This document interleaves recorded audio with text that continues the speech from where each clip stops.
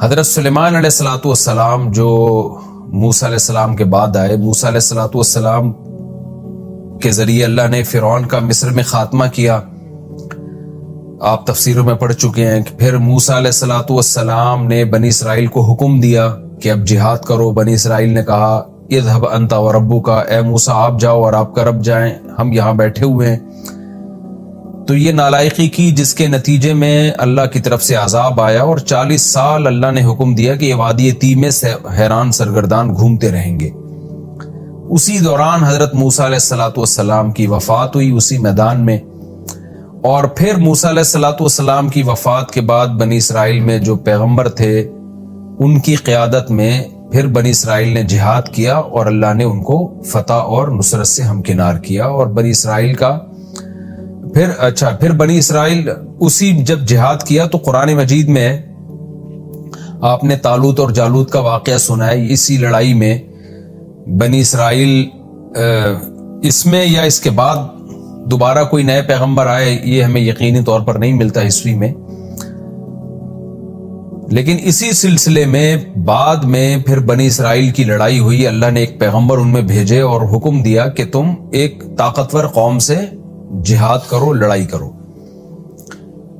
تو بنی اسرائیل کے لیے اللہ نے طالوت کو امیر بنایا۔ پھر طالوت کو جب اللہ نے امیر بنایا تو طالوت کی قیادت میں جہاد ہوا۔ انہی کی فوج میں ایک داؤد علیہ الصلوۃ والسلام تھے جو پیغمبر نہیں بنے تھے۔ داؤد علیہ السلام نے دشمن کی فوج میں جو جالوت تھے ان سے بہادری سے لڑ کے ان کو قتل کیا، اور اللہ نے پھر داؤد علیہ الصلوۃ والسلام کے ذریعے داؤد علیہ السلام کو نبوت بھی عطا کی اور کمانڈر بھی بنایا، اور ان کے ذریعے دوبارہ سے بیت المقدس میں یہودیوں کی خلافت اور حکومت قائم ہو گئی۔ یہ میں اس لیے کہہ رہا ہوں کہ یہ تھوڑا سا ہسٹری کا سمجھنا، آپ کو تاریخ کا سمجھنا ضروری ہے ان آیتوں کو سمجھنے کے لیے۔ تو داؤد علیہ الصلوۃ والسلام کی بہت بڑی خلافت قائم ہوئی، دنیا کے بہت بڑے حصے پر حکومت ہوئی۔ آپ کو پتہ ہے کہ جب اہل حق اللہ کی راہ میں جہاد کرتے ہیں تو اہل باطل کی پھر ان سے دشمنیاں بھی ہوتی ہیں، تو اہل یہود کی دشمنیاں بھی بڑھتی چلی گئیں پھر دنیا کی مختلف قوموں کے ساتھ، لیکن اللہ نے فتح اور نصرت سے نوازا داؤد علیہ السلام کی قیادت میں یہودیوں کو۔ داؤد علیہ الصلوۃ والسلام کے بعد ان کے بیٹے حضرت سلیمان علیہ السلام جانشین بنے۔ سلیمان علیہ السلام کو اللہ نے داؤد علیہ السلام سے بھی زیادہ بڑی حکومت دی، اور یہودیوں کا دنیا کی ایک بہت بڑی آبادی پر قبضہ ہو گیا، اور انہوں نے شریعت کو نافذ کیا اور اللہ کے دین کے مطابق عمل کرنے لگے۔ مگر جیسے کہ آپ نے قرآن میں پڑھا ہوگا، ان کی گھٹی میں نالائقی تھی، جہاں پیغمبروں کو ستانے کا موقع ملتا یہ ستاتے، جیسے انہوں نے موسیٰ علیہ السلام کو ستایا تھا۔ تو حضرت سلیمان علیہ الصلوۃ والسلام کے بعد جو یہودیوں کا بادشاہ بنا، اس میں آہستہ آہستہ دینی لحاظ سے خرابیاں آنا شروع ہوئیں، اور پھر جب بادشاہ خراب ہوتا ہے تو عوام میں بھی خرابیاں آتی ہیں۔ تو ہوا یہ کہ مصر کا جو اس وقت بادشاہ تھا نا، یعنی سلیمان علیہ السلام کے دنیا سے جانے کے بعد مصر میں کوئی اور حکومت تھی، آتش پرست ہوں گے، کیونکہ اس وقت اہل کتاب تو صرف یہودی تھے پیغمبروں کو ماننے والے، اور باقی لوگ کوئی آگ کی پوجا کرنے والے، کوئی کچھ اور کرنے والے، کوئی سورج کو پوجنے والے۔ تو مصر کے بادشاہ نے حملہ کیا شام پر، کیونکہ شام میں ان کی اصل خلافت ان کی شام میں تھی جو مرکز تھا،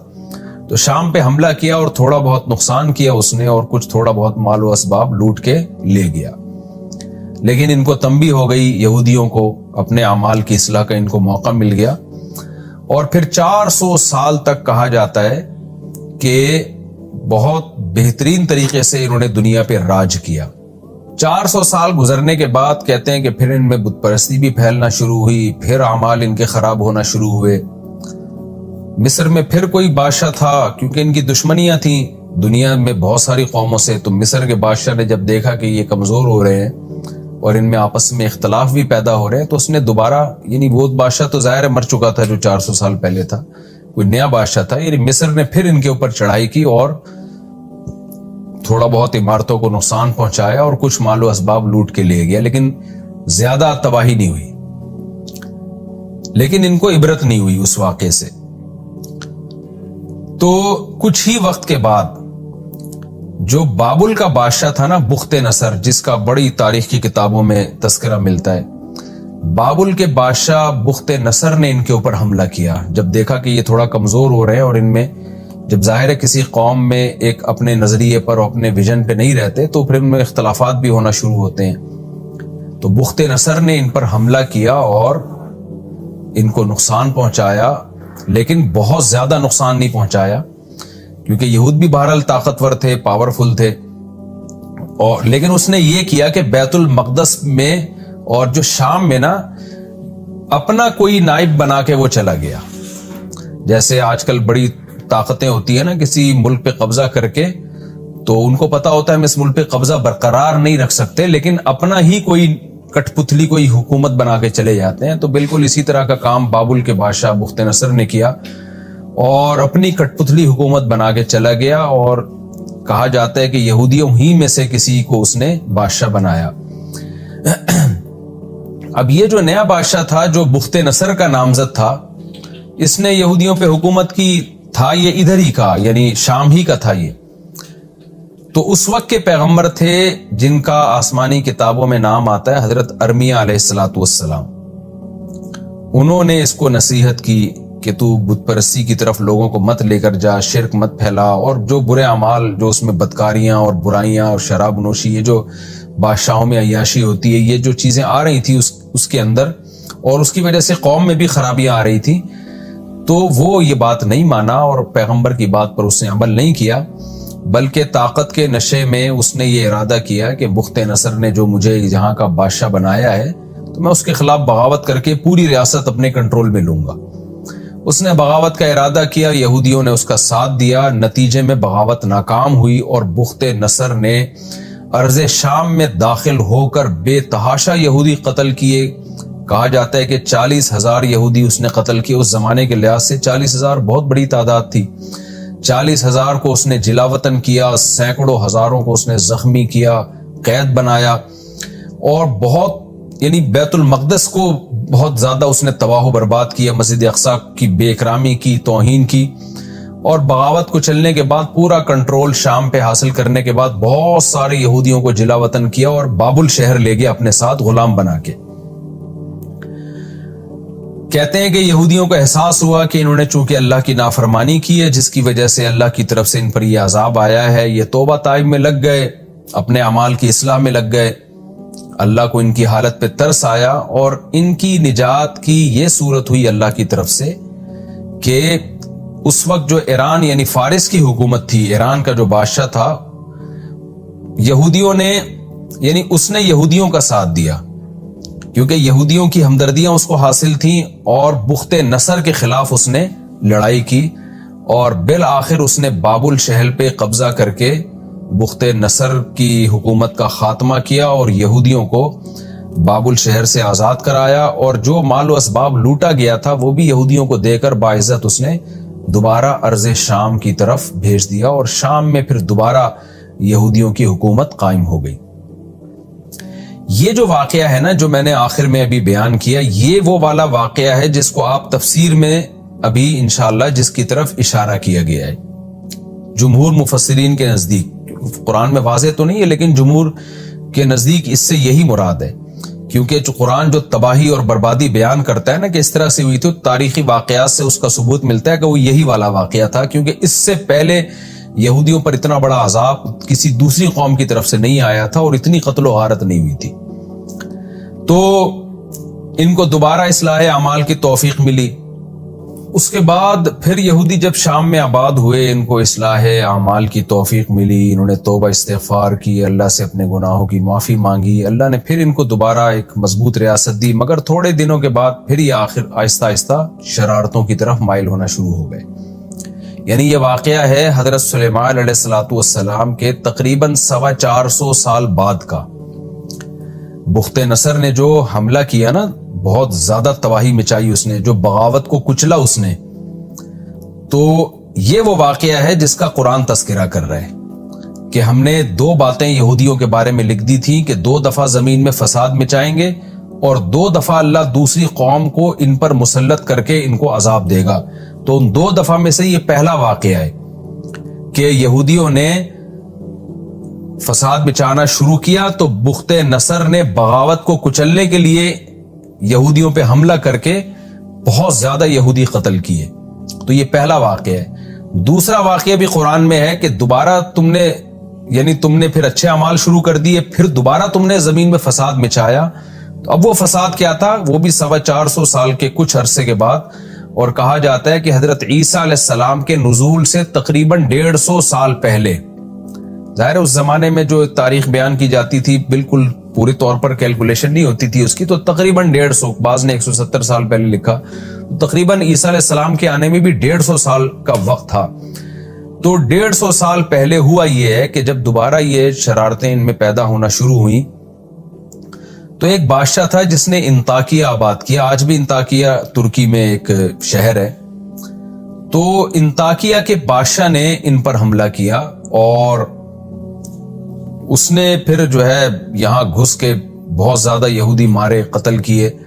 اور پھر بالآخر رومیوں نے پھر یہودیوں پہ حملہ کر کے رومیوں کی حکومت قائم ہو گئی, جو آج غالباً اٹلی جس کو کہا جاتا ہے نا, آج کا اٹلی جو پرانا روم تھا. یہاں اس وقت یہودی نہیں تھے, یعنی اہل کتاب نہیں تھے, کیونکہ عیسائی مذہب تو آیا نہیں تھا اور لڑائی یہودیوں سے ہو رہی تھی. تو غالب یہی ہے کہ وہ بھی کوئی آگ پرست ہوں گے یا سورج کی عبادت کرنے والے. یعنی روم میں, اٹلی میں کوئی دوسری قوم آباد تھی جو آتش پرست تھے. تو چونکہ بیت المقدس شام قریب ہے یورپ سے اور اٹلی سے یہاں کی نسبت, تو وہاں سے جو لوگ اٹھے, وہاں بھی ایک مضبوط حکومت تھی, انہوں نے اس پہ قبضہ کر لیا بیت المقدس پہ, اور پھر سلاطین روم کی یہاں حکومت قائم ہوئی ہے. یعنی رومیوں کے بادشاہ آتے رہے, اور حضرت عیسیٰ علیہ السلام کے نزول تک بھی یہاں رومیوں کی حکومت تھی. رومی سے عیسائی رومی مراد نہیں ہے, بلکہ وہ رومی جو آتش پرست یا کوئی بھی مذہب تھا جس کی مجھے تحقیق نہیں ہے, کسی بھی مذہب کو, یعنی یہ نہ وہ یہودی تھے نہ وہ عیسائی تھے. اس کے بعد جب یہ واقعہ ہوا, سلاطین کی یہاں حکومت قائم ہوئی, تو تقریباً 150 سال کے بعد پھر حضرت عیسیٰ علیہ السلام ارض شام میں پیدا ہوئے. اللہ نے ان کے معجزے ظاہر کیے. پھر یہودیوں کو حکم دیا گیا کہ حضرت عیسیٰ علیہ السلام پر ایمان لے کر آؤ. بہت سے یہودی حضرت عیسیٰ پر ایمان لے کر آئے, بہت سے حضرت عیسیٰ کی مخالفت میں لگے رہے, اور ایک سچے پیغمبر پر انہوں نے زنا کی تہمت لگائی, حضرت مریم کو معاذ اللہ زانیہ کہا, اور پھر حضرت عیسیٰ علیہ السلام کو قتل کرنے کی کوشش کی, جو کہ ان کی عادت تھی کہ ہمیشہ پیغمبروں کا قتل کیا کرتے تھے.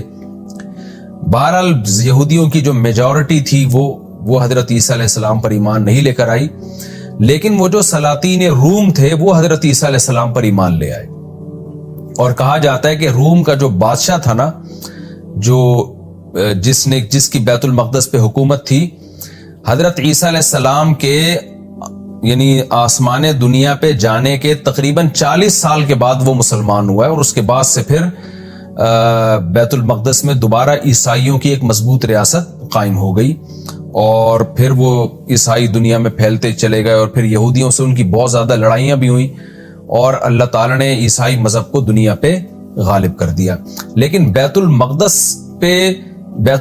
کی تعمیر نہیں ہوئی. بیت المقدس جس طرح ویران تھا, جو انطاکیہ کے بادشاہ کے حملہ کرنے کی وجہ سے ویران ہوا تھا, اس کی بھرپور طریقے سے تعمیر نہیں ہوئی. پھر یہ تعمیر ہوئی ہے حضرت عمر رضی اللہ تعالیٰ عنہ کے دور میں. حضرت عمر رضی اللہ تعالیٰ عنہ کے دور میں پھر خالد بن ولید رضی اللہ تعالیٰ عنہ نے بیت المقدس عیسائیوں سے چھینا, کیونکہ اب محمد صلی اللہ علیہ وسلم دنیا میں آ گئے تھے, سچے نبی تھے, تو اللہ کا حکم تھا کہ محمد صلی اللہ علیہ وسلم کو فالو کرو. پھر اللہ تعالیٰ نے نبی صلی اللہ علیہ وسلم کے معجزے دکھائے, جو ایمان لانے والے تھے وہ لے آئے. پھر رسول اللہ صلی اللہ علیہ وسلم کی قیادت میں جہاد ہوا. پھر آپ کے بعد خلفائے راشدین کے دور میں اور حضرت عمر کے دور میں بہت تھوڑے ہی عرصے میں بیت المقدس مسلمانوں کے حصے میں آ گیا, اور پھر بیت المقدس کی تعمیر دوبارہ سے کی گئی حضرت عمر رضی اللہ تعالیٰ عنہ کے دور میں. تو قرآن میں جو بیان کیا گیا ان واقعات میں سے کہ ہم نے بنی اسرائیل پر یہ کتاب میں یعنی تورات میں یا آسمانی صحیفوں میں لکھ دیا تھا کہ تم زمین میں 2 دفعہ بڑا فساد مچاؤ گے, اور 2 دفعہ اللہ تمہارے دشمن کو تم پر مسلط کرے گا. تو اس 2 دفعہ بڑے فساد سے مراد ایک تو وہ ہے جو بخت نصر نے حملہ کیا تھا بیت المقدس پہ, یعنی حضرت سلیمان علیہ السلام کے تقریباً 450 سال کے بعد بخت نصر نے حملہ کیا تھا, اس لیے کہ جو یہودیوں کا جو اس وقت جو بھی لیڈر تھا وہ بخت نصر ہی کی ایک کٹ پتلی حکومت تھی اور وہ برائیوں کی طرف مائل ہو گیا تھا، بنی اسرائیل بھی بگڑنے لگے تھے، اور پھر اس کو بغاوت کی سوجی، بغاوت ناکام ہوئی اور اللہ تعالیٰ نے بخت نصر کو مسلط کیا اور اس نے بے تحاشا یہودی مارے اور جلا وطن کیا۔ ایک تو اس واقعے کا تذکرہ ہے۔ اس کے بعد پھر جب دوبارہ شاہ ایران نے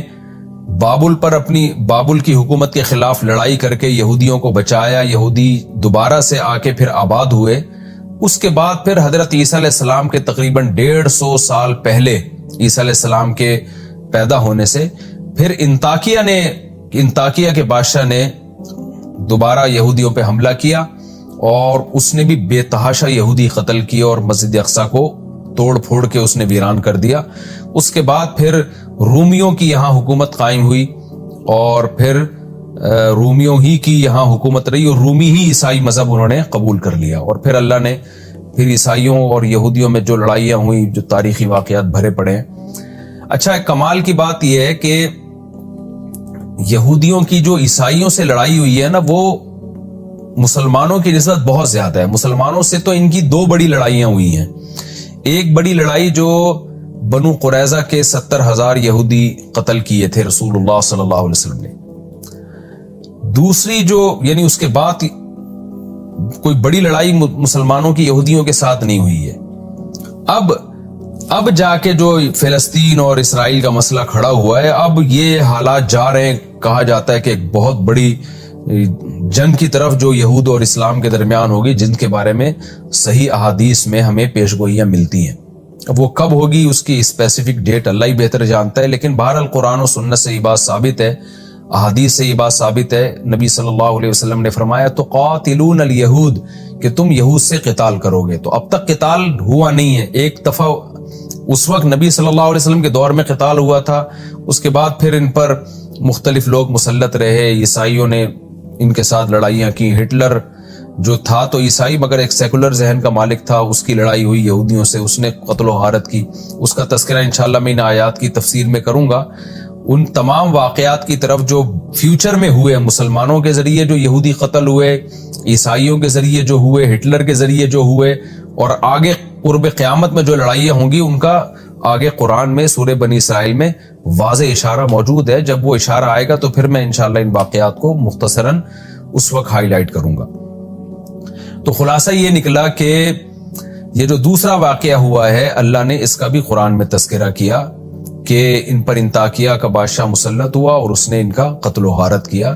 تو آگے اللہ نے پھر یہودیوں کو سمجھایا ہے کہ تم اپنے اعمال کو درست کرو، اگر تم نے درست نہیں کیا تو اللہ اسی طرح مختلف قوموں کو تم پر مسلط کرتا رہے گا۔